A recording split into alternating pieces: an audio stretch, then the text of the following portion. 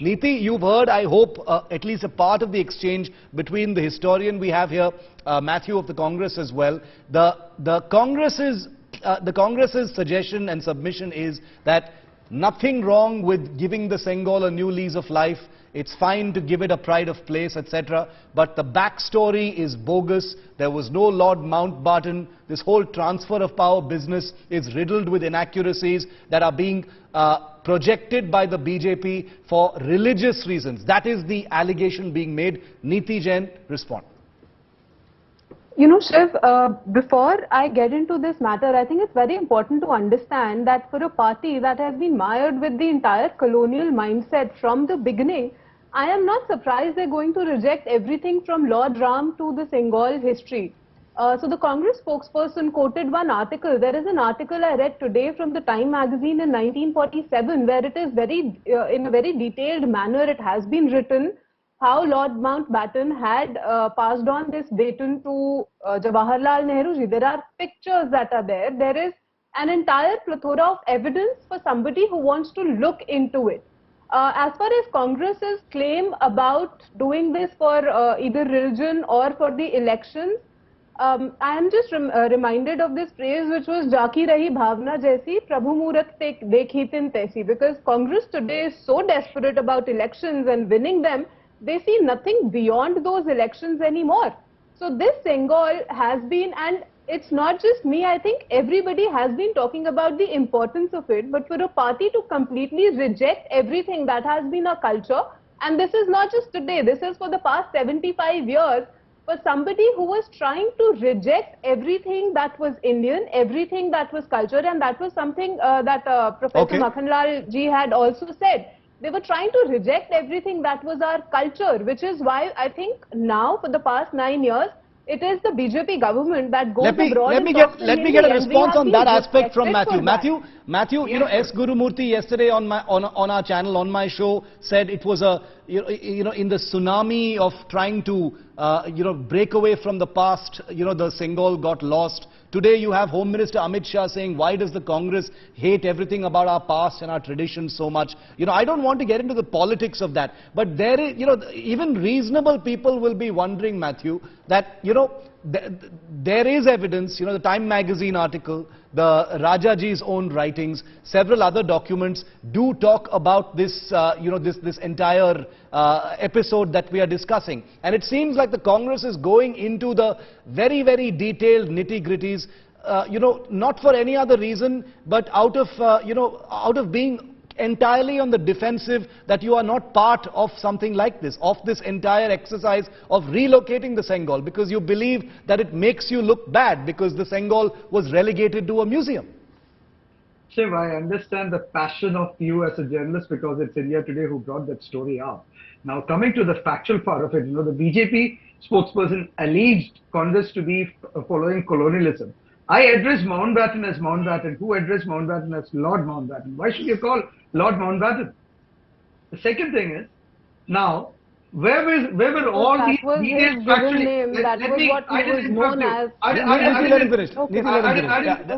didn't interrupt you, please. Yeah, please. So, now coming back to the factual parts of it, where were these factuals? When I say fact, a fact is something which should have a place, name, source, everything. Where were these facts on the 25th May press conference when the current Finance Minister Nirmala Sitharaman distributed the press conference details to the rest of the people? The Hindu reported that there was nothing there. There was nothing there to establish the credentials of the Sengal. Now the Sengal and the crown handed over to the next dynasty or the next taking over participant is a practice of an imperialism. And Congress, is completely committed to our constitution where we are secular and we are but Matthew, how does that change anything? That's a completely different argument. The transfer of power... You're arguing against the propriety of putting the Sengal in parliament. That's a completely separate argument. Let me complete. Shiv, the transfer of power story which is being related to the Indian culture is what is being denied by the Congress. That is, it is being a bogus story. It might have been there in the mind of the presenter, but the then Prime Minister, Pandit Jawaharlal Nehru, never acceded to that one, nor consented, nor reciprocated that thought. He accepted the gift as a gift. But just because he wouldn't accept it doesn't mean it wasn't a symbol, sir. Like if you don't accept Lord Ram, doesn't mean Lord Ram doesn't exist. Allow me to complete. I didn't interrupt you. So let me put the argument that last minute, yes. When somebody presented a gift, the gift was accepted as a good gesture, but the thought of the gift was not accepted nor reciprocated. It was just accepted and it was kept in the museum. That's what we saying. And there was no story of, and we don't subscribe to the story of the transfer of power and the culture story behind that one. No, if it's down to, it could be down to who subscribed to which story. There are documents, citing certain Is there any things, single document where the Prime Minister has subscribed or reciprocated to that story behind the President's mind? There is nothing substantially evident. So when I am presenting something to you, Shiv, I might have some thoughts in my mind. I understand what you're saying. As a student of history, a student of history, I agree that there should be more clarity. But it was a turbulent time. One is willing to give it a little bit of a benefit of a margin in terms of that, especially at a time when there is written evidence. There is documented evidence, Matthew. One more thing. In the Government of India's evidence, it says that the priest flew in a flight, whereas the Hindu has published the Central Chennai railway station, the Madras railway station's picture with the priest. So there is so much of lack of clarity, there is so much of bogus thing, there is so much of deep fake technology involved in it. As a journalist, my request is to you to investigate further on the credentials of the evidences which is presented to you from the other side.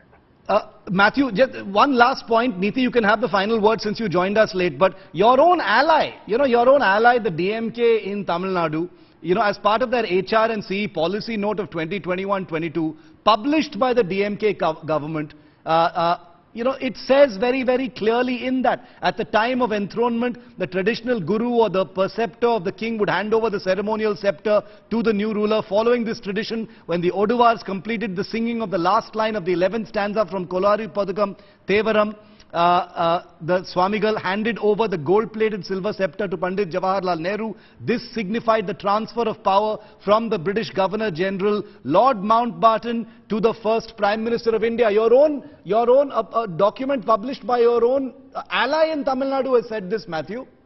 If I am right about what I've read half an hour back on this particular part, when they were asked and questioned on the credentials of it, this was withdrawn is what I had read half an hour back on this subject. However, I'll clarify to you with the sources whenever we don't have that. Yeah, I will send it across to you. We'll leave it there for the moment. Thank you very much. Again, we lost that link with Niti, unfortunately, so we'll leave it there for the moment. Niti, if you're here with me, 20 seconds, quick last word. Okay, it's frozen. We've lost that link. It's a bad link.